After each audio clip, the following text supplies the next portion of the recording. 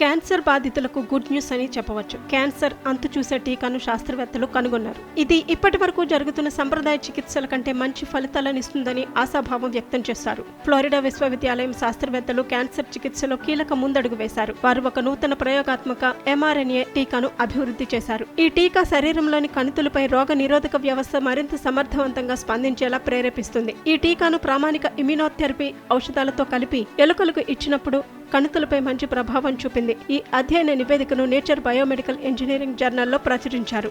ఈ టీకా నిర్దిష్ట ట్యూమర్ ప్రోటీన్స్ ను లక్ష్యంగా చేసుకోదు. ఇది వైరస్ తో పోరాడుతున్నట్టుగా రోగ నిరోధక వ్యవస్థను క్రియాశీలం చేస్తుంది. కణితులలోని PD-L1 అనే ప్రోటీన్ ఎక్స్ప్రెషన్ ను బలోపేతం చేయడం ద్వారా ఈ ఫలితాన్ని సాధించారు. దీనివల్ల చికిత్సకు కణితులు మరింత ఎక్కువగా స్పందించాయి.